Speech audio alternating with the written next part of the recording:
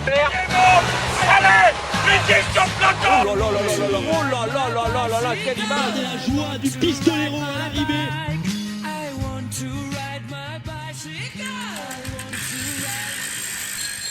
Eh bien salut à toutes et à tous, et on se retrouve pour un nouveau podcast, une nouvelle émission de Chasse Patate. Et dans ce numéro, on va parler du mois de juin et on va faire un petit débriefing également sur tout ce qui s'est passé depuis le début de l'année. Alors, comme vous le remarquez, c'est pas Théo qui est à la présentation, il reviendra pour le Tour de France. Moi c'est Mathieu, et pour cet épisode, je suis avec Théo, mais sans le H cette fois. Salut Théo. Salut à tous. Et on accueille également un petit nouveau, Anselme. Salut. Allez donc, pour commencer, on va se mettre dans le bain. On va commencer par donc, les courses de juin, ça va être le plus logique. On va commencer par le critérium du Dauphiné, donc qui a été remporté. On va faire un petit retour pour remettre un peu dans le bain. Le Dauphiné, donc, qui a été remporté par Geraint Thomas, qui a surtout bénéficié de l'avance prise par le Team Sky sur le contre-la-montre par équipe, et ensuite il a géré devant Adam Yates, Romain Bardet et Dan Martin. Il a seulement perdu du terrain sur le dernier kilomètre de la montée du BT, la dernière étape. Et justement, la première question que je vais vous poser, c'est est-ce qu'on peut dire qu'avec ce Dauphiné, la course que Geraint Thomas a fait, est-ce qu'on peut dire qu'il a pu s'affirmer comme un leader de rechange pour le Tour ou pour une autre grande course, un autre grand Tour dans l'équipe Sky? Qu'est-ce que vous en pensez? Je sais pas, Théo pour commencer. Moi j'ai envie de dire oui, parce que déjà j'aime bien le gars, donc c'est un bon point. Mais surtout non, c'est que ouais, à chaque fois, en tout cas sur les courses d'une semaine, c'est sûr que c'est un leader de la Sky, ça maintenant on l'a compris. Et même pour 3 semaines, maintenant à chaque fois, c'est quand même lui qui joue les étapes sur la Sky, sur le Tour, chaque année, pour essayer de rester le plus proche possible de Froome. Donc c'est le leader de rechange, c'est le deuxième leader de la Sky. Et j'ai bien envie qu'on lui donne sa chance autrement que l'année dernière, quoi, où ça s'est pas très bien passé, on va dire. Donc voilà. Donc j'ai hâte de voir sur un grand tour, et en tout cas il m'a impressionné sur ce Dauphiné. Ouais, donc t'es plutôt positif, on va dire, quoi, même s'il a pas vraiment pour l'instant de référence sur un grand tour. Après. Ouais, bien sûr. Bien sûr, ouais, c'est du positif, clairement. Thomas, c'est un bon coureur, et vraiment il est très impressionnant. Après, le truc, c'est qu'il a 32 ans, il a jamais été vraiment leader sur un grand tour au complet. Ça serait peut-être un risque un peu, non? Bof, non. Faut qu'on lui donne sa chance, autrement. Il en a jamais fait quasiment des grands tours sans avoir de problème, quoi. En tant que leader pur, il serait temps. Justement, t'as dit, il a 32 ans, c'est jamais trop tard, quoi. Ouais, justement, voilà. Et toi, Anselme, t'en penses quoi? Plutôt pour ou contre? Moi, je suis assez d'accord avec Théo sur le fait qu'il a été clairement impressionnant, même en montagne. Je l'attendais pas à ce niveau. Je pensais clairement qu'il serait en dessous de Yates, Bardet, tout ça. Mais après, l'inconnu, moi, c'est la chance. Il tombe très souvent, et c'est est-ce qu'il sera capable de garder le niveau 3 semaines. Pour moi, c'est ça la plus grosse inconnue. Après, le niveau en soi, pour moi, il l'a. Il pourra faire top 5, voire podium, c'est sûr. Mais le truc, c'est qu'il faut rester sur le vélo pendant les 3 semaines. Ouais, s'il y a pas une coureur qui lui rentre dedans, genre Barguil il y a 3 ans. C'est vrai que Thomas, c'est un peu bizarre. Enfin, il est bon souvent sur les courses et tout, mais il a pas de chance. Il crève, il tombe. Enfin, même là, sur le Dauphiné, c'est l'étape de Saint-Gervais là. Quand AG2R ils mettent en route, juste après il crève. Enfin, c'est à chaque fois au mauvais moment. C'est peut-être un peu ce qui peut lui porter préjudice, quoi. Ouais. Ouais, il devrait signer chez Education First, quoi. Ouais, il aurait l'excuse, quoi. Ou alors Fortuno, l'excuse des mauvais vélos, mais bon. Ouais, c'est trop facile, ça. Après, il a quand même l'avantage de l'étape pavée pour lui, parce qu'il est quand même vachement bon dessus. Et s'il joue sa carte, il peut prendre de l'avance sur certains autres favoris. Ouais, ça c'est pour le Tour de France. Ouais, après, il a l'avantage de l'étape pavée, il a l'avantage aussi que Froome ait fait le Giro, que c'est dur d'enchaîner les deux. Mais ça c'est sur le podcast plutôt pour le Tour. Ouais. Ouais. C'est vrai que il a été dominateur. Après, peut-être qu'on peut le côté un peu négatif, quoi, c'est qu'il a été, il avait l'air d'être un peu arrogant, quoi. Même si bon, il avait tout le monde qui avait l'air d'être derrière lui, tous les Yates, les Martin, mais quand G2R a mis en route, tout de suite après, quand il est revenu, il est allé voir Bardet pour lui dire j'ai vu ce que t'as fait, j'oublierai pas. Enfin, C'est pas, c'est peut-être pas forcément super fin de sa part d'aller remuer le couteau dans la plaie derrière, hein. Ou alors c'est Bon après il est ouais c'est vrai qu'il est pas fin mais c'est bon, c'est un fait de course, c'est pas enfin je trouve pas ça trop négatif quoi, c'est pas ultra dérangeant, c'est pas ouf ce qu'il a fait, c'est vrai que c'est pas bien mais voilà quoi, ça se fait, c'est pas non plus Armstrong, tu vois, on en parlait avant en pré-show, c'est voilà quoi, c'est pas ça reste enfin, dans la course, juste il dit bah attends t'as roulé sur moi, c'est bon, maintenant si tu pars devant on va faire rouler, c'est tout. Enfin, Ouais. c'est ce qui c'est une Voilà. quoi, c'est une non polémique quoi. ouais Ouais. voilà. Moi, je suis assez d'accord là-dessus. Il y a pas matière à faire un drame. Tu vois, c'est pas. Et puis, moi, je comprends, tu vois, si on l'attaque parce que c'est une crevaison, il me semble. Ouais, en fait, C'est ça. ouais, c'était la G2R, ils avaient mis en route, je crois, c'était au sommet des saisies. Ouais, Et c'est ça. un petit peu après dans la descente, ils crèvent, hein. Ouais, bah après, c'est moins flagrant que l'année dernière, c'est quand Haru attaque, quand Froome a un problème, je sais plus sur quelle étape du tour. C'est beaucoup moins flagrant là. Et... Ouais, ou Mais, même au Dauphiné quand même. Ouais, c'était au Dauphiné cette année là, quand Roux il attaque pile quand Froome il a un sautement de chaîne, hein. Ah, je pense que c'était sur le tour, mais ouais, voilà, c'est ça. Là, et c'est Porte, je crois, qui était venu engueuler Haru. Il me semble que c'est ça. Ouais, il y a des Mais trucs comme ça, mais ouais. Enfin, Voilà, Là, c'est- là, il y a pas Italiens, ils de. sont un peu vicelards, donc. non, Haru est un peu bizarre surtout. Mais là, Ouais, enfin, sur le coup, c'était Nibali qui a fait pareil, hein. Oui, bah, Oui. bah, ça, Nibali Haru. Mais Katak dira que Nibali est sicilien, c'est normal. Il a quoi? Il a la grinta. Je sais pas, je parle pas italien. En plus, Nibali, enfin, c'est super bizarre. Là, encore, sur le Dauphiné, là, il a été tout pourri. Il finit hyper loin. Je sais plus bah, il combien. finit 24 Ouais, 24e. à et 20 puis- minutes. Ouais, voilà, plus que la place, c'est le fait qu'il soit à 20 minutes, quoi. C'est. Enfin, est-ce que c'est pas un peu inquiétant, quoi, sur le. Même par exemple en 2014, il était en retrait, mais pas autant. Moi, je trouve pas du tout ça inquiétant. Genre, vraiment, genre Nibali, c'est le mec, il prépare ses pics de forme et dès qu'il veut faire quelque chose, il sera en forme, il n'y a pas de problème pour ça. Et là, apparemment, son pic de forme, ça sera pas le tour, ça sera plus tard, ça sera plutôt Les mondiaux. les mondiaux. Hmm. Et du coup, bah, le tour, ça reste un pic, mais genre plus faible, quoi. Mais là, ouais, c'est les mondiaux, et donc là, bah, il était en touriste comme à chaque fois, enfin comme souvent, quoi. Ouais. Genre les trois quarts des courses qu'il fait, il est pas bon, quoi. Mais quand c'est un vrai objectif, bah t'inquiète pas qu'il sera là, quoi. Bon, après, ça m'étonnerait quand même qu'il ait pas visé le tour, parce que bon, vu qu'il allait faire le tour des Flandres, les pavés, c'était pas pour rien non plus, c'était pas juste pour faire le maillot à poids sur le Tour de France, hein. Ouais, bah oui, il va le viser, bien sûr, mais enfin. Non, enfin, ouais, c'est vrai qu'il va le viser.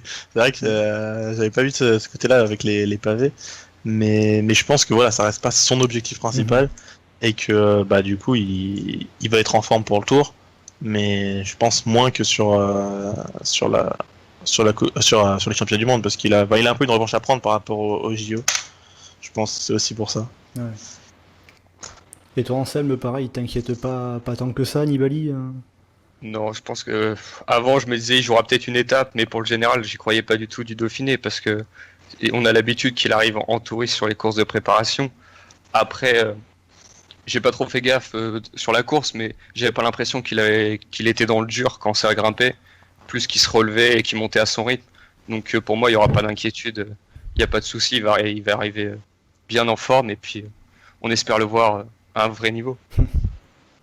Et par contre, celui qui était, on va dire, plus haut niveau, même s'il n'était pas complètement devant, c'était Romain Bardet, puisque lui, il a, on va dire, tenté sa chance pas mal. Est-ce que tous les efforts qu'il a fait, même surtout son équipe, hein, c'est surtout son équipe qui a fait le boulot que lui, même s'il a attaqué sur la dernière étape, est-ce qu'on peut dire que les efforts que l'équipe AG2R a fait, c'est bon signe en vue du Tour de France, même en vue des autres grands objectifs de Bardet, d'essayer avec sa stratégie un peu de tout bousculer.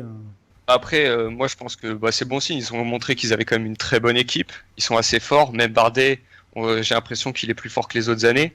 Donc j'espère le voir à l'attaque. Après, c'est souvent moqué, mais il y a toute la communication autour de ça, où le coup de folie, où il nous vend beaucoup. Et puis après, on est souvent déçus. Donc je pose une réserve là-dessus. Après, j'espère être surpris et le voir attaquer de loin, ce serait vraiment super. Surtout qu'il a l'équipe pour mettre des relais devant. Donc, moi, je pense, et puis même, il fait un très bon Dauphiné. On sait qu'il ne sera pas en forme trop tôt parce que les autres années, c'est pareil. Donc, non, moi, je pense qu'il a montré qu'il était là et il se pose comme un vrai outsider. Toi, Théo, Je suis plutôt d'accord. Enfin, là où c'était encore plus positif pour moi, c'est vraiment aux côtés de l'équipe que j'ai bien aimé. Après, on avait quand même Latour qui était très fort, quoi. Même s'il a quand même pas mal de temps, joué un peu sa carte. Genre, c'est pas comme un équipier Sky, c'est-à-dire il va pas se donner à 100% et ensuite lâcher complètement. À chaque fois, on va se donner, mais il restait un peu pas loin pour faire une bonne placette. C'est pas mal, hein, on peut pas lui en vouloir. Mais tout le reste de l'équipe était quand même pas mal et on voyait que c'est à peu près l'équipe type du tour. Il y a 2-3 changements qui vont se faire par rapport à ça, mais en vrai, ça va être à peu près ce qu'on va voir sur le tour. Et en montagne, c'est pas mal. Surtout si justement la tour, vu ce qu'on a vu sur le chrono du Tour de France, des championnats de France et même galopin, s'ils ont un niveau bien élevé comme ça, ça sera encore plus positif. Donc franchement, Bardet, ça va être encore très bon pour ce tour et on va voir s'il va réussir à tenir la dragée haute avec les Sky, hein, on va voir. Ouais, parce qu'après la Sky, comme je l'avais dit au début, ils ont surtout pris l'avance sur le chrono par équipe. Alors certes, AG2R est à 1:30, ça fait loin, mais AG2R est dans le même temps à seulement 37 secondes de l'auto qui est 3ème. Donc c'est vrai qu'il y a une grosse différence entre la Sky et le reste, quoi, on va dire, notamment sur le chrono par équipe. Après, d'un autre côté, Sky, ils n'avaient pas tout le monde non plus. Bon, on va pas parler axé que sur le Tour de France, mais c'est vrai que le chrono par équipe a pas mal joué quand même sur le général final du Dauphiné. Est-ce que c'était un peu dommage ou pas? Dommage. En fait, ce qui est dommage, c'est vrai que c'est un peu dommage, mais surtout en fait la Sky, l'équipe qu'ils avaient ramenée sur ce chrono, sur ce Dauphiné et donc pour ce chrono, c'était dingue. Genre là, on a Van Baarle qui a gagné les championnats de Pays-Bas, on a Thomas qui a gagné les championnats d'Angleterre, on avait Katowski qui a fini 2ème en Pologne, on a Castroviero qui, je sais pas s'il est toujours champion d'Espagne. Il a gagné, je crois. Ouais, il a gagné le champion d'Espagne aussi. Moscon, c'est un bon rouleur. Enfin voilà, c'était tous des bourrins ou des rouleurs. Genre, c'est abusé, quoi. Il y avait Tao Geoghegan-Hart, c'est le seul qui était pas trop bon rouleur. Et voilà, donc en fait, c'est juste à cause de la Sky que en fait le contre-la-montre par équipe a vraiment tout faussé. Parce que si tu vois les autres équipes, ça restait quand même beaucoup plus serré. Et du coup, est-ce que c'est la faute du contre-la-montre par équipe? Non, je pense que c'est juste la Sky, ils ont ramené l'effectif pour et c'est comme ça qu'ils ont gagné, quoi. Ils ont bien fait leur coup, quoi. Après, même Adam Yates, quoi, la Michelson, ils sont 4ème et au final, Adam Yates prend 34 secondes sur Bardet, par exemple, pour prendre référence. Du coup, il se place devant en général et du coup, il fait rien en montagne. Rien d'offensif, tu veux dire? Ouais, rien d'offensif, ouais. Rien du tout, quoi. Non, parce que rien en montagne, oui, non, mais je veux dire, il était là, il a suivi quand même. Ouais, il était là, mais du coup, il a pas mis le nez dehors, quoi. Oui, après, ça dépend, là, c'était... En vrai, qui ont mis le nez dehors, il y a Bardet qui a un petit peu attaqué, encore à des moments, pas tout le temps, hein. Martin, c'est celui qui a le plus attaqué, et t'as Thomas en fin pour flinguer tout le monde, quoi. Mais c'est tout, il n'y a pas eu trop d'attaques, hein. Ça s'est beaucoup joué au rythme avec Tao Geoghegan-Hart qui était très fort. Oui, et la tour aussi, c'était les deux bons équipiers, quoi. Et toi, après, vas-y. Après, Yates, il gagne son étape, tout ça, donc pour lui, je pense que sa course est réussie. Mais plus que le contrôle à mode par équipe, moi je pense que Thomas, il a montré qu'il était vraiment, j'allais dire haut niveau, mais même légèrement supérieur aux autres en montagne, et c'est ça qui a fait la différence. Parce que même en attaquant, ils n'étaient pas à l'abri de se faire contrer et de reprendre derrière énormément de temps. Donc moi je pense que les deux ont joué. Après, on a vu aussi que sur le Tour de Suisse, il y avait des écarts sur le contre-la-montre par équipe, et la course a été moins cadenassée, je trouve. Donc moi je pense que c'est un mélange de plusieurs facteurs qui a fait que on a une course un peu plus attentiste. Et tu fais bien donc de parler du Tour de Suisse pour finir, comme ça on va glisser sur l'autre course pour le Tour du mois. Donc ça a été remporté par Richie Porte qui a pris l'avantage grâce au contre-la-montre individuel le premier jour notamment. Mais derrière, il n'a pas eu grand chose à faire, notamment parce qu'il n'y avait pas beaucoup de montagnes. Est-ce que le parcours était suffisant pour les grimpeurs qui préparent le tour enfin, est-ce que c'était suffisant pour une course montagneuse, qui se veut montagneuse en tout cas? Anselme par exemple, t'en penses quoi toi? Moi, j'ai trouvé ce parcours, je l'ai trouvé beaucoup plus facile que les autres années où on arrivait à Zolden, tout ça, avec des vraies grosses montées. Et il a peut-être manqué une étape à la fin, beaucoup plus difficile, pour faire vraiment la différence, parce que on voit Quintana, il a tenté, il a attaqué à 27 km, un truc comme ça, et au final, il reprend pas tant de temps que ça. Et ouais, pour moi, il a manqué soit une côte beaucoup plus difficile, soit un enchaînement de cols pour pur grimpeur. Ouais, je suis un peu du même avis. Hein. C'est. Enfin, en gros, le parcours était pas mauvais, c'est juste qu'il était un peu plus facile que les autres années, mais c'est pas forcément quelque chose de mauvais. Mais c'est vrai que il manquait une vraie montée pour un peu que tout le monde se jauge, on va dire, et qu'on voit vraiment les niveaux, parce que là, il y a eu un peu, la victoire de Quintana, c'est celle qui était la plus révélatrice, on va dire. Et mais à part ça, il y avait pas, enfin. Même celle-là, tu vois, c'était une montée et encore elle était quand même assez courte parce que sinon c'était beaucoup assez plat. Il n'y a pas une vraie montée, genre 10 bornes assez pentues, qui aurait vraiment donné une vraie explication pour jauger le niveau, quoi. Et mais sinon, sinon le niveau, enfin vu que le spectacle a été un peu, c'était pas désagréable à regarder, moi ça m'allait, quoi. Le parcours était pas mauvais sur le reste, quoi. Genre une étape qui changeait, mais c'est tout. Et après, donc, de toute façon, les grimpeurs, il n'y a pas grand chose à dire puisqu'on les a pas beaucoup vus. Les sprinters, par contre, là, ils étaient présents, contrairement au Dauphiné où il n'y avait pas d'étape vraiment pour eux. On a eu une victoire de Sagan, une victoire de Sonny Colbrelli, une victoire d'Arnaud Démare aussi pour finir. Mais ce qu'on remarque, donc, voilà, 3 sprints, 3 vainqueurs différents, et même depuis le début de l'année, il n'y a pas beaucoup de coureurs qui sortent du lot. Est-ce que cette année, niveau sprint, c'est peut-être une année plus hétérogène que les précédentes? Maintenant que tu le dis, ouais. Enfin, moi, j'en sais que j'avais pas trop fait le lien, j'avais pas trop réalisé ça. Mais c'est vrai que, ouais, avec, en fait, le fait que maintenant les anciens, on va dire, sprinters, Greipel, Cavendish, même Kittel, même si on peut pas trop le classer parmi les anciens, descendent un peu, enfin sont plus aussi dominateurs qu'avant. Et il y a maintenant les nouveaux Ewan, Gaviria qui sont là, plus Démare, Boigny, même si Boigny était nul à chier cette saison. Alors voilà quoi, genre il y en a d'autres. Et en fait c'est vrai que maintenant le niveau en fait se resserre complètement au niveau des sprinters. T'en as pas trop qui apparaissent au-dessus. Moi j'en voyais un au-dessus sur l'année, c'était Gaviria, mais force est de constater que pour l'instant il est pas au-dessus quoi. Et il y en a pas au-dessus. Kittel, il a pas beaucoup couru, mais bon c'est comme souvent avant le tour. Greipel a été mauvais. Et Sagan. Il y a juste Viviani. Viviani qui a fait un très bon début de saison, mais même le Giro aussi. Le Giro c'était logique. Enfin, genre le Giro, il n'y a pas eu de surprise quoi. Genre on savait que c'était le meilleur sprinter et il a beaucoup gagné. Il a même moins gagné que ce que je pensais, tu vois. Donc oui, c'est vrai qu'il y a Viviani, je l'avais un peu zappé. Mais voilà quoi. Donc, ouais, le niveau, je trouve quand même plutôt bien resserré et c'est pas plus mal parce que on a eu l'habitude d'avoir des Tours de France avec 5 étapes gagnées par une seule et même personne. Peut-être que ça a changé, quoi.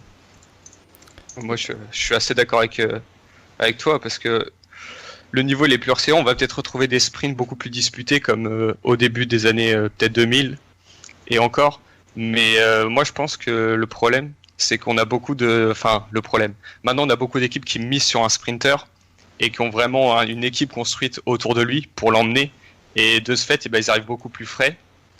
Après, je trouve qu'on a aussi l'avantage d'avoir des sprinters pour tous les types d'arrivées. Il y a des sprinters comme Colbrelli qui vont être beaucoup plus à l'aise sur des arrivées difficiles. Et ça crée encore une autre... une autre sous-catégorie de sprinters, quoi. Ouais, voilà. Après, il faut que Colbrelli il fasse les sprints finaux et pas les sprints intermédiaires comme l'année dernière. Mais après, quand tu disais que tu attendais Gaviria, moi je pense qu'il est quand même plus en retrait. J'ai l'impression qu'il a plus de mal. L'année dernière sur le Giro, il avait été supérieur à tout le monde. Et là, même tu vois, sur le Tour de Suisse, il est Ouais, battu trois à chaque fois. Ouais, mais 3 fois deuxième, après, au moins, il est régulier, quoi. Ouais. Non, mais c'est ça, je l'attendais en fait supérieur, mais finalement il l'a pas été en fait. Ouais. C'est ce que je voulais dire. C'est que bah finalement il a été pas mauvais, mais pas ouf non plus quoi. Ouais, il y a ça aussi. Ouais. Ouais. Enfin, là, je serais incapable de dire quel coureur pourrait gagner plusieurs étapes sur le tour au sprint à la régulière. C'est. Après, du coup, Ouais. il y a le fait que de plus en plus d'équipes cherchent des sprinters et dans le même temps, il y a de moins en moins de trains qui se forment. C'est-à-dire que les sprinters sont de plus en plus livrés à eux-mêmes. Même on a pu voir sur le Giro, Gaviria, la moitié des sprints qu'il gagne, il part de derrière, quoi. C'est là où c'est un petit peu paradoxal l'état du sprint Ouais, bah actuel. comme Kittel l'année dernière sur le tour, hein, c'est. Enfin après ouais. Mais après par exemple, enfin moi je reprends l'exemple de Kittel l'année dernière sur le tour. Et en fait, l'équipe, elle était là, c'était pas le problème, mais c'est juste qu'ils avaient choisi en fait de gérer ça comme ça, parce qu'en fait, ils savaient que les trains, genre surtout la Loto, ils ont l'habitude de rouler comme des débiles et de se faire défoncer sur la fin. Non, mais faut le dire, hein, faut vraiment le dire, c'est ce qui arrive souvent, quoi. Ouais, c'est Et, un peu n'importe quoi. Ouais. Mais ça, c'est chaque année, hein. Sur les premières étapes du tour de chaque année, c'est tout le temps ça. Et du coup, bah, ils savaient ça, et donc bah, ils savaient qu'ils pouvaient en profiter, et donc du coup, il restait en retrait, mais toujours en protégeant extrêmement bien Kittel. Et au moment où il fallait, donc c'est-à-dire vers 1 km, 1 km et demi, il mettait un coup d'accélérateur, mais pas pour prendre la tête, etc., mais juste pour replacer Kittel, qui ensuite lui allait faire son sprint, et ça passait très bien en fait. Et ça a beaucoup marché. Donc, je sais pas comment ils vont faire la Katusha cette année avec Kittel ou toutes les autres équipes, mais je pense qu'il y en aura qui vont essayer de faire ça avec plus ou moins de réussite, parce que faut dire qu'il était quand même aussi très très fort. Hein. Ouais, l'an dernier, ouais. Mais c'est vrai que ouais, du coup, l'an dernier c'était Kittel qui dominait. Et là, ouais, encore, je sais même pas s'il dominait les sprints avant le Tour de France. Je crois qu'il était pas. Ah non, pas avant le tour. Hein. Ouais, pas avant le Tour. Là, c'était un peu mou. Donc on va peut-être voir un sprinter qui va sortir du lot. Après, pourquoi pas Démarre hein. Là, ce qu'on a vu sur le Tour de Suisse, c'est quand même bon. Il a l'air de moins passer les vallons, Ouais. les bosses, mais il a l'air d'avoir gagné en vitesse pure. Après, Et ça va l'air pas mal. je pense que surtout, il est monté en puissance, quoi. Il a fait un seul sprint, c'est le dernier. Il monte petit à petit en puissance. Je sais pas s'il ira jouer la gagne sur le championnat de France, mais je pense que peut-être la stratégie de Groupama, c'était de pas forcer sur le début de Tour de Suisse et d'aller donc jouer l'étape, la dernière étape en ligne, où voilà, il a fait un sprint, une victoire. Là au moins c'est du 100%, on va dire, quoi, mais une stratégie un petit peu décalée des autres sprinters, quoi. Ouais, peut-être. C'est vrai que ça peut être vu comme ça. Moi, je pense plutôt que il a essayé sur les deux premières et que ça n'a pas passé. Donc après, au bout d'un moment, il s'est fait lâcher, il a laissé tomber et que justement en fait, pour gagner en vitesse pure et pour essayer de gagner un maximum d'étapes, il a perdu peut-être un petit peu de son punch qui était un peu particulier, quoi, qu'il avait ces dernières années. Même si je pense qu'il l'a toujours, mais juste moins un peu moins fort. Et du coup. C'est comme ça qu'il compte gagner des étapes sur le tour et moins des étapes de puncher. Quoi. Il y a peut-être ça aussi, ouais. Voilà. Après, chacun a sa vision des choses. Quoi. Et tant qu'à faire, tant qu'à parler de sprinter, ce qu'on peut faire, c'est parler des deux de la Cofidis, Laporte et Bouhanni. Sur la route d'Occitanie, la première étape, je crois que c'est la première étape, ouais. C'est génial. Comment c'est n'importe quoi, ça montre un peu le gros problème qu'il y a chez Cofidis. Je crois que c'est Bouhanni qui gagne la première étape, vous m'arrêtez si je dis des conneries. Ouais, c'est ça. Ouais, c'est Bouhanni qui gagne la première étape, et Laporte deuxième, il dit putain, pourquoi t'as fait le sprint? En gros, ils ont fait tous les deux le sprint de leur côté, et après un début de saison où Bouhanni était un petit peu remis en question par l'équipe, par Cédric Vasseur. Là, c'est même là sur la dernière course qu'il y a eu, je crois que c'est Paris-Chauny, Bouhanni il est parti comme un voleur sans dire au revoir à personne. Enfin, est-ce que il n'y a pas un petit gros problème en interne chez Cofidis, au niveau des sprinters en tout cas? Il y a un problème, mais j'allais dire c'est avec Bouhanni, parce que déjà avec Démarre, à l'époque de la FDJ, ça s'entendait pas. Et j'ai l'impression que Bouhanni, c'est un peu le vilain petit canard. À chaque fois, c'est lui qui est montré du doigt. C'est sûr qu'il est clairement pas facile à gérer, je pense. Il a un gros caractère. Il a du mal à pas gagner. Il a eu beaucoup de mal en début de saison. Là, il est revenu et je pense que il a du mal à accepter qu'il est en concurrence à l'approche du tour avec un autre sprinter. Pour lui, sa place, elle était acquise et finalement, c'est pas forcément le cas et ça doit pas lui plaire. Ouais, peut-être le fait d'être remis en question, il a du mal à s'y faire, peut-être aussi. Moi, je pense que c'est ça. Parce que on sait que il a un gros caractère et Laporte, à la base, on sait que Cofidis c'était tout pour Boigny. Et le vent tourne avec notamment l'arrivée de Vasseur. On sait aussi qu'il y a son père, tout ça qui a été mis sur le côté. Donc l'environnement a changé et il a peut-être du mal à s'y faire.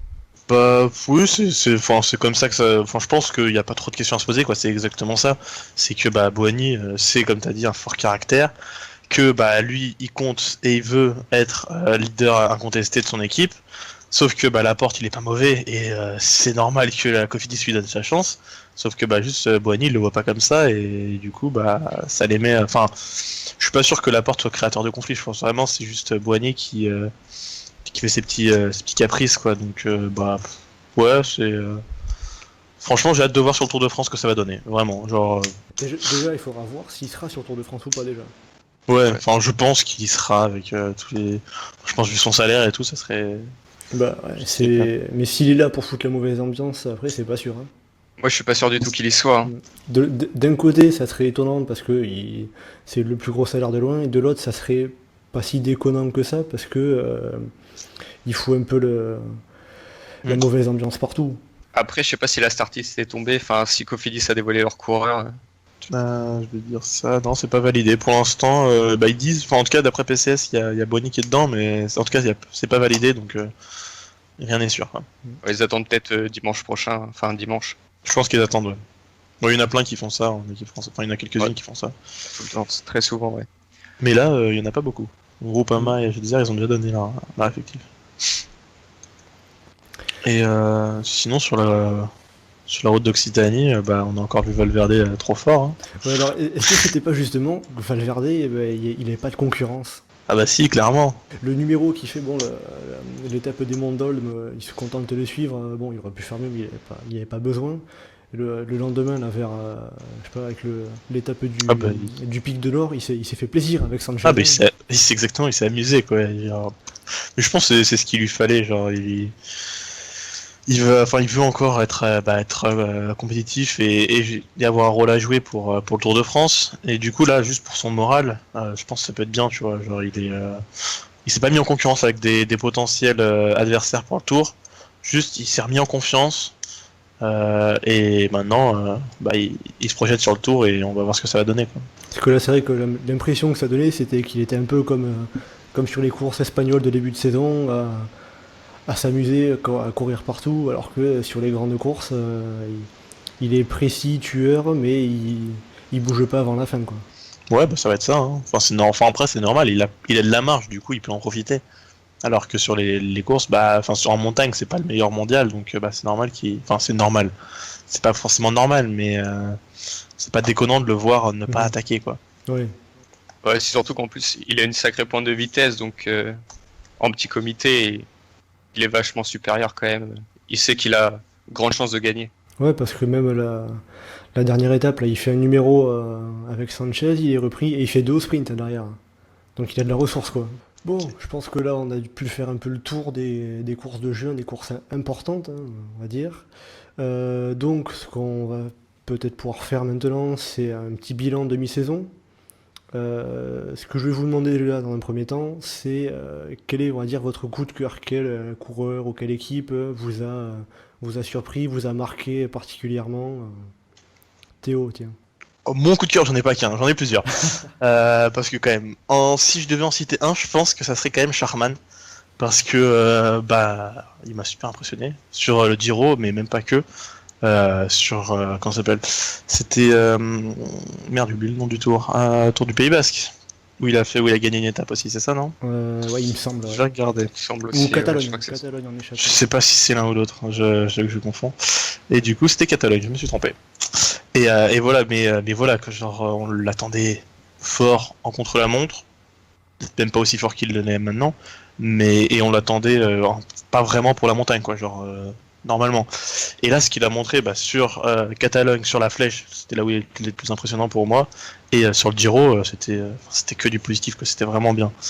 Donc ouais, c'est mon gros coup de cœur, on va dire, de ce début de saison. Ça doit être Sharkman. Ouais, c'est vrai qu'il a surpris, quoi.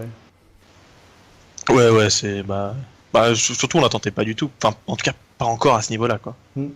Moi, c'est pas vraiment un coup de cœur, mais c'est plus qu'un coureur que j'attendais pas à ce niveau-là. C'est Toulouk de la Lotto, qui a pas beaucoup couru, mais qui a été très bon, que ce soit sur le Dauphiné ou le Tour de Californie. En Californie, il finit 4 à Gilles Bratard, avec Martinez, juste derrière Yates, Majka et Bernal. Donc pour moi, c'est une des surprises. Je l'attendais pas à ce niveau-là. Au Dauphiné, il est 11e, il fait 11e et 10e sur les 3 grosses étapes de montagne. Donc je pense qu'on le reverra. Et je sais pas ce qui est prévu par la suite pour son programme, mais je pense qu'on va le revoir. Je sais pas si c'est la Vuelta ou le Tour. Le Tour. Et là, il est sur le Tour. Sur le Tour. On le verra pas trop. Il est sur le Tour. des pelotes, Bah si, il veut jouer le Je pense. maillot blanc au moins. Après, il va courir pour Krujak et Roglic si Roglic joue le général. Mais je pense qu'il va quand même essayer de rester bien placé au général. Ouais. Moi, je pense qu'il peut gagner une étape de montagne en 3e semaine ou un truc comme ça. Mais pour moi, c'est vraiment, je le connaissais pas bien et c'est vraiment une des bonnes surprises. C'est vrai que c'est surprenant. Bah, un peu avec Tao Geoghegan-Hart, je trouve qu'ils ont pas performé sur les mêmes étapes et du coup on peut les mettre un peu ensemble. Ouais. Genre, les deux ont été très forts en Californie et aussi au Dauphiné. Donc les deux sont des très bonnes surprises, quoi, sur cette saison. Après, encore que Geoghegan Hart, on savait qu'il allait être très fort chez les pros. Quand on le voyait chez les espoirs, il était déjà à un très bon niveau, alors que Toulouk, j'en ai pas un souvenir particulier quand il était plus jeune, mais il a un peu plus surpris peut-être. Alors, moi, si je me tiens à mon cœur, je vais dire Sylvain Dillier avec son Paris-Roubaix, mais ça va pas être, ça va pas être la raison, on va dire.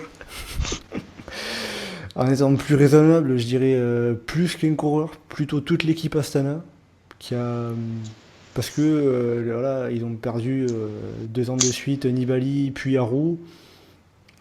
Moi, je me disais un peu, ils vont être un peu en dedans, tout ça, et au final, malgré les problèmes qu'il y a eu en début d'année, on disait qu'il n'y avait plus d'argent pour payer les coureurs. Au final, ils font une saison super intéressante. Ils gagnent, je crois, c'est pas Kurne-Bruxelles-Kurne ou Lomloop avec Valgren, je crois. Ils vont gagner un peu partout, même Fuglsang qui arrive qui est encore bien là, 2e année consécutive maintenant au Tour de Suisse. Donc moi j'ai trouvé que les coureurs d'Astana ils sont bien au niveau, on va dire, en tout cas. Ils sont assez surprenants. Alors voilà, c'est des coureurs de talent, de qualité, pas autant qui étaient plus attendus que ceux que vous avez cités, vous, mais c'est plus pour l'équipe en général, quoi, qui s'est beaucoup montré, qui a été super impliqué.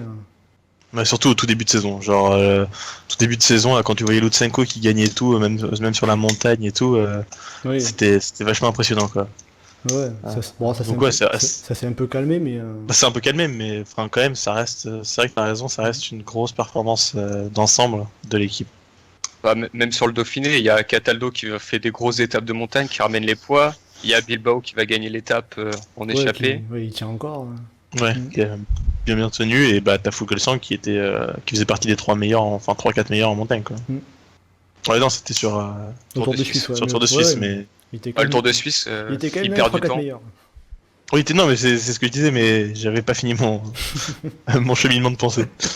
Le Tour de Suisse, d'ailleurs, il le perd au niveau du temps, il le perd sur le chrono par équipe. Ah oui, clairement. Ils ont totalement raté. Ouais, mais après, il a pas pris du temps à Porte en montagne, non plus. Mais après, voilà, c'est déjà bien, on va dire, qu'il soit là présent, qu'il réponde présent. Voilà, même si c'était sur le Tour de Romandie, je crois il va taper une étape. Il confirme un petit peu plus son Dauphiné de l'an dernier, quoi, on va dire. Ouais, bah, j'ai hâte de le voir moi sur le tour maintenant, hein. Surtout avec une étape de pavé vu comment il avait fonctionné sur la dernière étape de pavé, pourquoi pas quoi. Ouais, c'est vrai, il y a 4 ans. Ouais. Bah, Ouais. il reprend du temps à Porte sur le chrono par contre. Il fait un gros chrono aussi. Ouais, c'est vrai. Mm. Bah, sinon moi j'en ai d'autres des coups de cœur, genre allez, j'ai deux duos à mettre. Allez, vas-y. Alors un duo bon allez Benoît Wellens, bon c'est le choix du cœur, hein, voilà il en fallait parce que non mais quand même Benoît première victoire en pro, c'est quand même l'Estrade et de quelle manière, hein, voilà.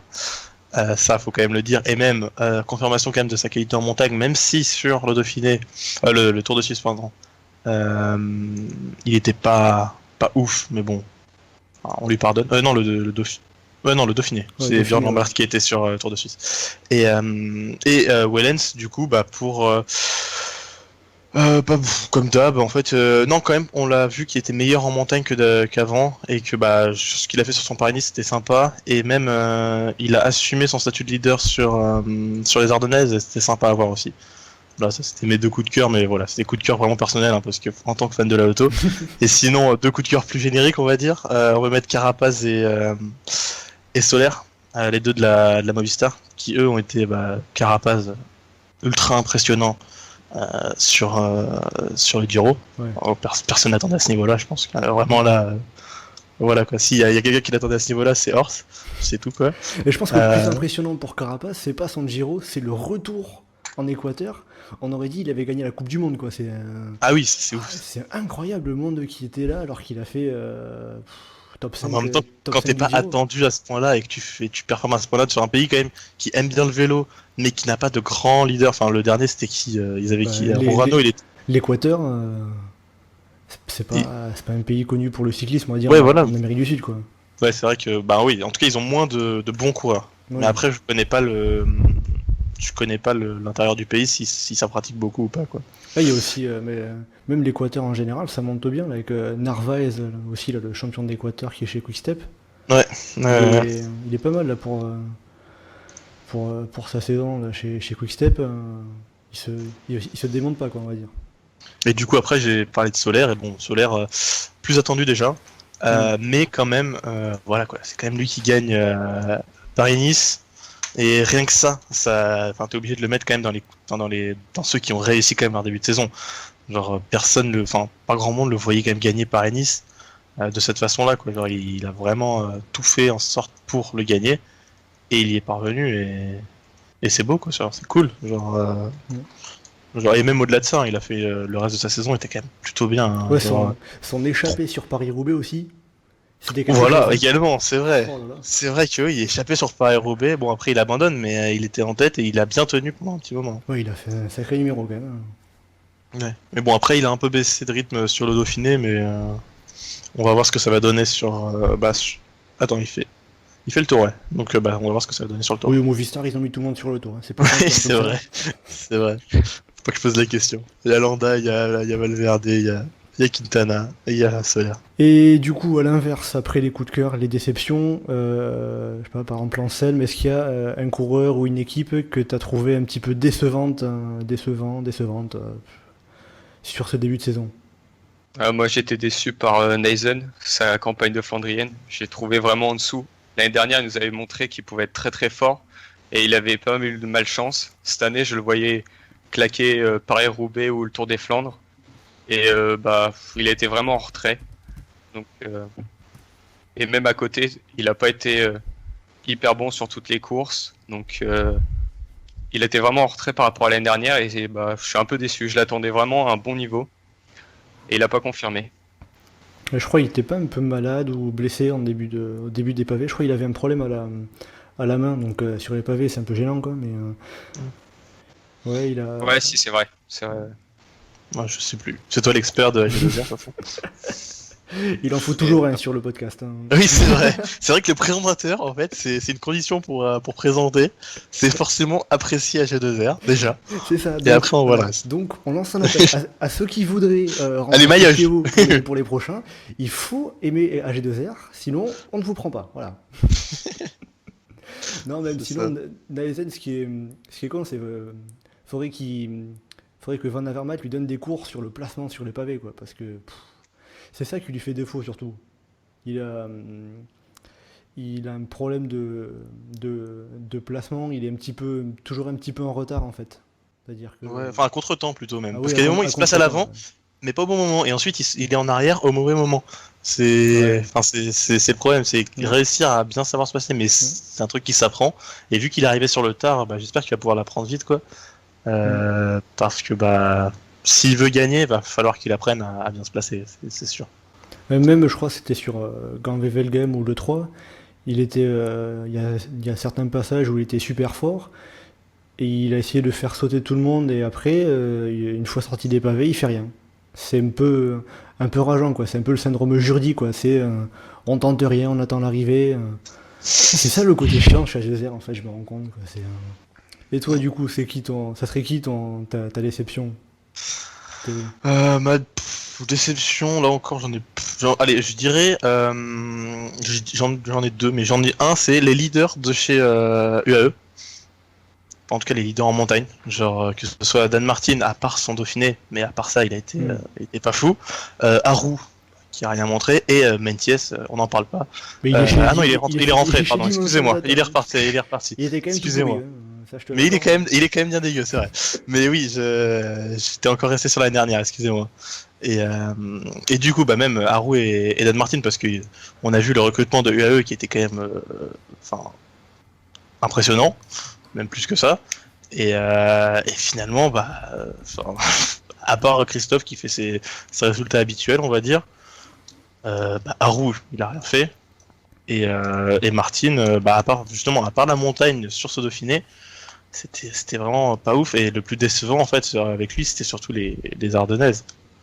Genre là, alors qu'il est censé être vraiment un des tout meilleurs, là il était pas là, quoi. Ouais, on l'a pas trop vu. Là je viens de voir, meilleure place c'est 18ème sur Liège, voilà. 61ème sur la Flèche qui est censé être à la limite sa meilleure, et il a abandonné sur l'Amstel. C'est quand même assez pauvre, quoi. Ouais, alors qu'ils ont fait un gros recrutement, et Haro, Martin, ils se sont chiés dessus. Mm. Est-ce que c'est pas qu'ils ont eu du mal à se faire à l'équipe aussi? Peut-être un problème de management? Bah, il y a moyen que ce soit ça, hein. C'est vrai parce que Martin, bah, il a fait quand même 2 équipes, au moins avant, je veux dire UAE, et les 2 équipes, dans les 2 équipes, il était quand même très très fort. Ouais. Il faisait partie des meilleurs punchers, et là tout d'un coup, il arrive à la UAE et ça se passe pas bien.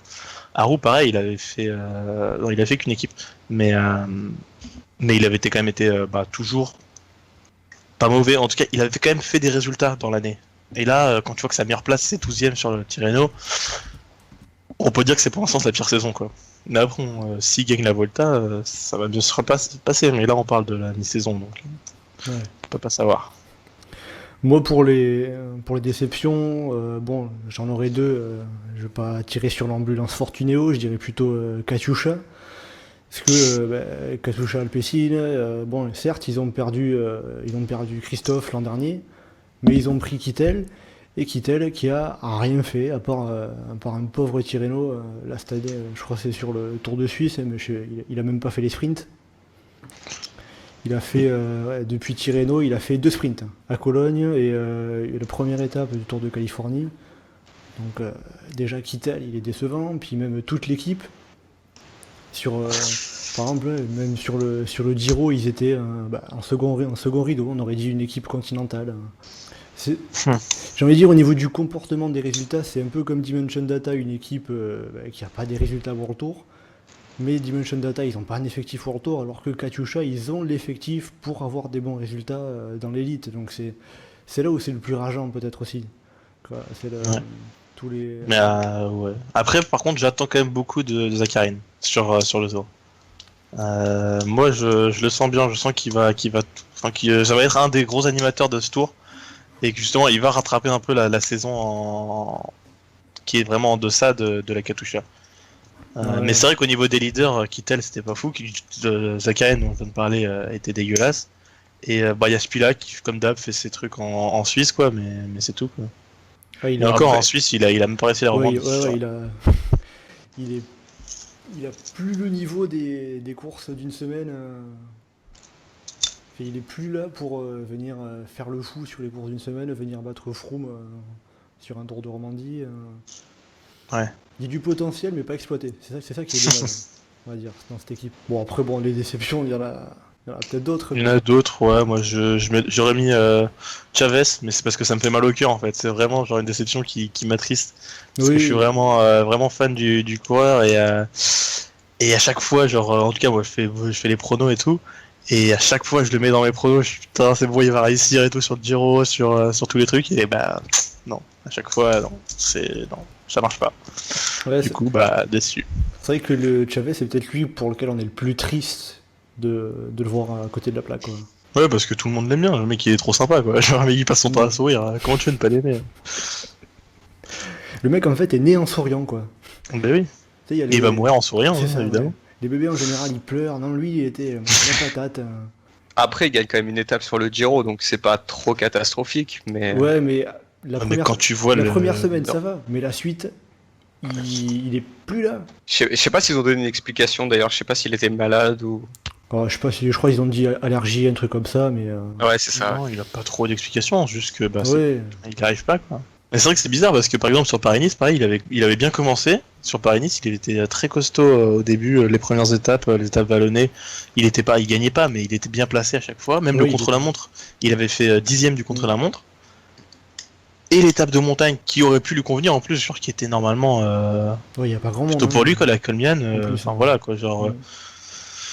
Genre il finit combien? Putain, je le vois même pas. 43e. Il finit 43ème. Il finit juste derrière Galopin. Hein. Galopin qui était malade, je le rappelle. Et il finit hors délai le lendemain, quoi. Donc, Et il finit en délai le lendemain, ce qui, voilà, quoi. Genre, peut-être qu'il couvait quelque chose, mais enfin, voilà, quoi. Genre, ça fait un peu trop de coïncidences. Alors qu'en plus, il avait bien commencé la saison. Il avait gagné les Ralston Tour, donc il avait engrangé de la confiance. Ouais, c'est vrai. Mais après, il a eu du mal parce qu'il a abandonné. C'est pareil, il a abandonné en Catalogne sur la dernière étape aussi. Donc. Est-ce que c'est parti pour une deuxième année blanche après l'an dernier? Ah, je pense bien. Moi, franchement, je pense bien. J'ai du mal à le voir bien réussir cette année. Après, j'aimerais bien qu'il fasse mentir. Hein. S'il fait une très bonne Volta, tant mieux. Il lui reste la Volta et les championnats du monde. Hein. Ouais, c'est vrai. Les mondiaux, t'es gentil, hein, mais pour arriver à sortir un leader, ça va être comme pour la Movistar. Hein, Voilà, ça va être. arrive à mettre Chavez devant les Lopez, Bernal, Oran, Quintana. Daniel Martinez, allez, on en rajoute un. Bétancourt, Ah, mais si vous voulez, allez, je vous mets Bétancourt. Ouais, bah carrément. Ouais, non, Betancourt, c'est un peu abusé là. Bah, Je pense, franchement, je peux même dire que je suis même pas sûr qu'il sera sélectionné, hein, Betancourt. Ah, bah, il faudra bien un porteur de bidon. Et puis, Betancourt, il fait top 15 au Giro. Donc, Est-ce qu'on mange bien en Autriche? Bon, ça doit manger gras. Hein. Je pense qu'il n'y a pas de souci de ce côté-là. je pense que. Ouais, bah, Faut demander à Béo Barter. Est-ce qu'on a fait le tour des déceptions ou pas? On n'est pas forcément obligé de tous les dire non plus, hein, parce qu'il y en a peut-être pas mal Ouais, après. Bon, c'était les principales, je pense. Ouais. Après, il y en avait d'autres, hein, au pire. ouais, Ouais. mais c'était les moins attendus parce que. Ouais, parce que Et voilà. même par exemple un cocard qu'on pourrait mettre en déception, Non, mais c'est un peu facile de le mettre en déception. voilà, c'est ça aussi, c'est comme j'ai dit pour Fortunéo, c'est un peu tiré sur l'ambulance, quoi.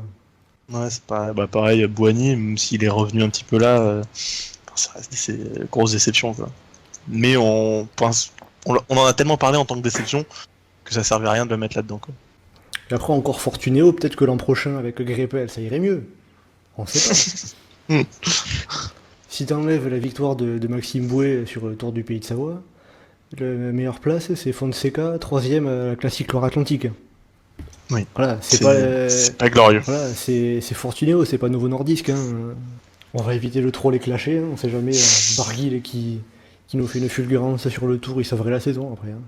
Ouais, bah, je pense que c'est ce qui va se passer. Peut-être pas faire le même tour que l'année dernière, mais il va faire un bon tour. Ouais.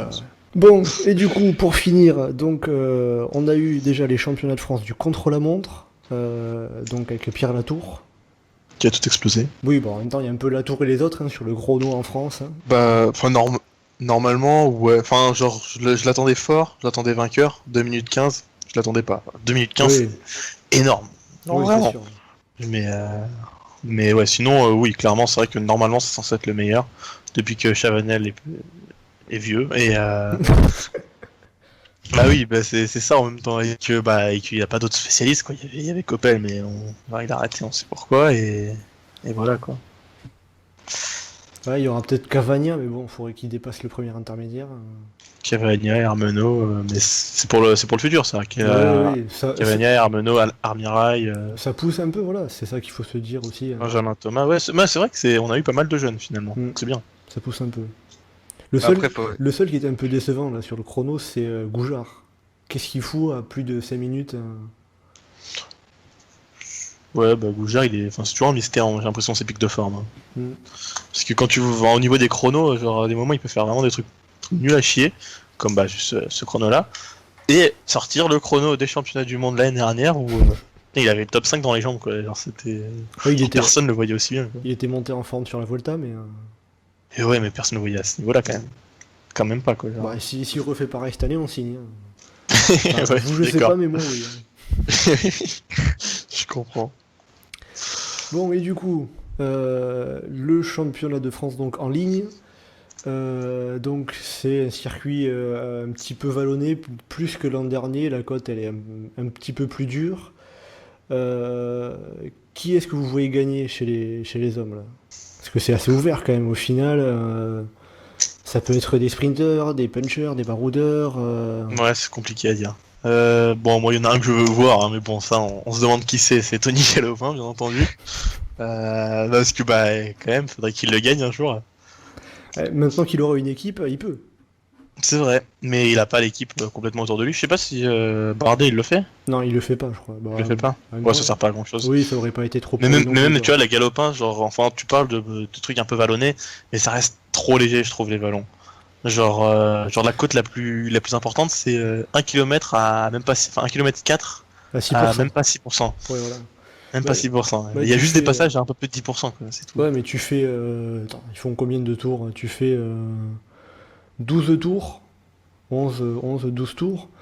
À force, ça te tient dans les jambes quand même. Les 12 tours. Ouais, mais voilà, tu après, vois quand on s'appelle, ouais, mais ça tient dans les jambes. Mais un démarre, il passe ça normalement. Un démarre, c'est exactement le genre normalement de boss qui passe bien normalement. Ouais. La porte, c'est pareil.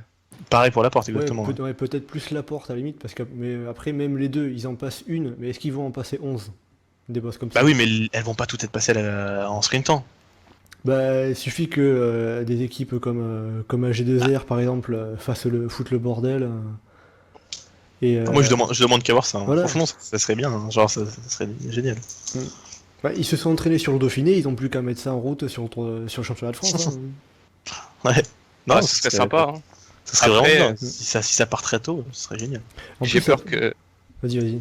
J'ai peur que s'ils foutent le bordel, on se retrouve avec Vichot encore champion de France. Ah bah oui, non mais en vrai, des baroudeurs, celui que je vois le meilleur là, c'est Vichot, vraiment. Ah, moi je le vois gagner. Je sens qu'il genre il va la gagner. Il s'est préparé, j'ai l'impression, toute l'année pour ça. Quoi, Et il a fait quoi sur le Tour de Suisse, je crois, genre, il fait top 10 au général. Ouais, c'est abusé. S'il est pas l'homme à la pancarte sur ce championnat de France, je sais pas qui ça peut être, hein, par contre là. Bah, moi je verrais bien Desmar. Franchement, si j'en ai un à dire quand même plus favori, enfin pas trop choix du cœur, pas comme Galopin, ça serait Desmar. Après encore, c'est vrai que l'avantage, on va dire, pour les punchers, même les baroudeurs, c'est qu'il n'y a pas beaucoup de plats après la dernière côte en fait. T'as la grosse côte, puis après les 3 talus qui se succèdent, puis t'as 2 km de plat après pour rejoindre l'arrivée. Peut-être l'avantage. Un peu plus quand même. Oh, allez, 3, t'es gentil.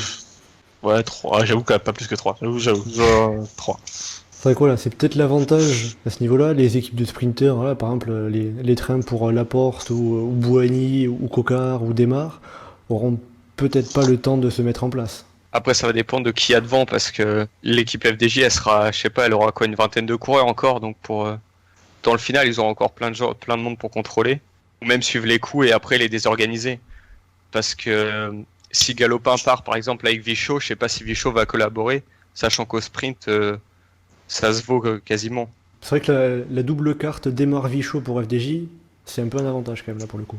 Après c'est un avantage, mais ils peuvent aussi se rouler dessus à moitié. Enfin ça dépend en fait, ça dépend comment ils s'organisent. Mais si par exemple Desmar est en et genre dans le peloton et que Vichot est à l'avant hein, dans un groupe de 3 ou 4, je pense qu'ils vont plus tenter de jouer la carte Desmar que la carte Vichot. Même si Vichot est fort, mais bah quoique je sais pas en vrai. Ouais, je pense. Et ils laisseront. Normalement oui. Vichot va rester dans les roues. Parce que comme ça, si ça arrive, il arrivera frais. Je pense qu'ils feront ça aussi. Mais du coup, ils peuvent se rouler dessus. Et Vichot, qui peut-être était le plus fort des 4 ou de tous, des punchers, se retrouve derrière et Desmar peut se faire battre par un Boigny en forme ou un truc comme ça. Après, c'est le risque, mais même si ça arrive au sprint, ça, il y a toujours un risque de se faire battre par plus fort. Mais Oui. la seule certitude, il faudrait que quelqu'un arrive en solitaire. Mais Ouais. j'y crois pas trop. Ouais, moi non plus. Après, je sais pas comment est la dernière descente. Elle est pas très longue, mais je sais pas si Je sais pas si elle est tortueuse ou pas. technique ou pas. ouais. Il n'y a pas de Parce que- virage, hein, j'ai l'impression. Il y a juste après les virages dans Mantes-la-Jolie. Mais sinon, c'est une belle départementale avec les virages bien Ouais, contrôlés. des courbes bien tracées, quoi. Ouais, voilà, donc c'est pas une descente pour Bardet, c'est pour ça qu'il est pas venu, hein, peut-être aussi. Bah Ouais, après, un bourrin un peu, un goujard pourrait faire quelque chose à la rigueur. S'il arrive à prendre un peu d'avance. Mais il Ouais, faut qu'il bah- soit en forme. Ouais, c'est ça en fait. J'aurais bien vu un Gougin, mais en forme. Et ça a Voilà. pas l'air trop l'air d'être le cas, quoi. Ouais, s'il vient de se prendre 5 minutes par la tour sur le chrono, Ouais, je vois plutôt un Latour en fait. ouais, bah, presque limite, hein, bah, il était. Ouais, en vrai, la tour qui s'échappe dans la dernière bosse et qui, avec ses capacités de rouleur, résiste à tout le monde. Mm. Pourquoi pas, Ouais. hein. Bah, ce Ouais. serait sympa. Et puis on verrait le maillot en montagne, ça nous changerait. Ouais, c'est vrai. Ouais, parce que même là en début de saison, sur les boucles de Romardèche, là, il était pas mal non plus quand même. Il était au niveau, il était pas devant, mais. Ou alors sinon Calmejane. Oui, sinon Calmejane, ouais, c'est vrai. C'est vrai que Calmejane pourrait être. Ça fait partie des punchers baroudeurs qu'on risque de voir, quoi. Après, j'ai l'impression que cette année, c'est quand même pas mal raté sur ses objectifs. Donc, Ouais, mais peut-être justement, il veut se rattraper sur celui-là, tu vois. On peut voir ça dans ce sens-là, on peut voir dans les deux sens en fait. Ouais. Moi, je crois pas trop. Même pour le. Ouais. Ok, non, mais c'est. Il faut, là, parce que depuis tout ce podcast, on a toujours été tous d'accord quasiment. Il faut un peu de débat. Un peu de contradiction pour finir, ça fait pas de mal. C'est ça. Ouais, en vrai, bah, comme d'hab, en fait, sur les championnats de France, c'est super ouvert, du coup, il y a plein de personnes possibles, que ce soit des sprinters ou des baroudeurs. Ouais. C'est l'avantage du parcours aussi. Hein, voilà. Mais bon, hâte de voir un parcours pour grimpeurs quand même. Un peu plus sélectif, ouais, ça vous changera. Non, Ouais. vraiment pour grimpeurs, genre vraiment. Ouais, Genre comme mais les championnats du monde, tu vois, tu mets les championnats du monde, hop. Ouais. Après, la start list sera vraiment très faible, quoi. Bah, Pas Voilà. forcément, après tu peux te retrouver avec voilà, des. par exemple. Ouais, j'ai envie de dire que ça soit par exemple, allez, on va dire Fortunéo avec Barguil, ils vont pas lui foutre juste 3 clampins avec lui. Ouais, non. Ils vont mettre l'équipe. H2R, ils vont mettre l'équipe. FFDJ, ils mettront l'équipe. Donc, Ouais. t'auras des grosses équipes. Alors, ouais, t'en auras peut-être que 3, mais il y aura. Oui, et encore, t'auras quand même, genre, t'en auras que 3, mais t'auras des équipiers de. Enfin, genre, je pense que la tour, il pourra rester très longtemps. Même un galopin, Oui, non, c'est sûr. vu que c'est une course en circuit, galopin, en général, il aime bien ça, donc ça pourrait aller. Chez G2R, Vichot, à la FDJ, pourquoi pas. Bon, par contre, à la Pierre-Luc vois. Perrichon, excusez-moi. Ah oui, ouais, Et Pierre-Luc Vichot. Perrichon, Et- évidemment. Et si c'était lui qui gagnait dimanche, là, cette année? Ah bah, moi, je pense que tout le groupe est au signe, hein, direct. Après, est-ce qu'on verrait le maillot le reste de l'année ou sur le tour? Ah, bah s'il est pas sur le tour, par contre, on fait une pétition, on dit y a pas le tour. Hein. Bah, ouais, je pense qu'on va en débloquer le départ. Bon, allez, du coup, pour finir, juste un nom, celui qui sera champion de France dimanche. Démarre, comme j'ai dit. Ah, ça me fait chier, mais Vichot. Bon, Et toi, du coup? ouais, pour changer, ouais, peut-être la tour. On sait jamais. Moi, c'est bien, au moins, t'es seul qui prend un peu plus de risques, on va dire. Il y aura des surprises en tout cas, ça c'est sûr. Bon, ben du coup, voilà, on arrive donc à la fin. Hein. On n'a rien d'autre à rajouter. Non, pas de mon Je côté. crois pas, non, Non, c'est tout dit. On a dit pas mal de trucs quand même. Je peux vous demander de citer une citation de Hyacinthe de je sais pas quoi pour finir. On va laisser à Romain. Ouais. Après, si vous voulez faire les philosophes pour finir, hein, je vous laisse, il n'y a pas de souci. On risque peut-être de perdre de l'audience par contre, hein, je vous préviens. Donc voilà, donc on finit là-dessus par les championnats de France. Donc on va récapituler quand même, championnat de France. Donc pour Théo, démarre, ou j'inverse. Ouais. C'est ça. C'est ça, je c'est suis ça, pas ça. perdu, ça va. J'ai pas perdu mon cerveau au bout du podcast. Donc, pour Théo, démarre. Pour Anselme, vie chaud. Et pour moi, soyons fous la tour. On verra au résultat. On verra qui ce sera le plus chier. Parce qu'on va quand même rappeler que souvent ici, on dit n'importe quoi. On fait des pronostics hasardeux. Voilà, c'est la manière gentille de dire les choses. C'est ça.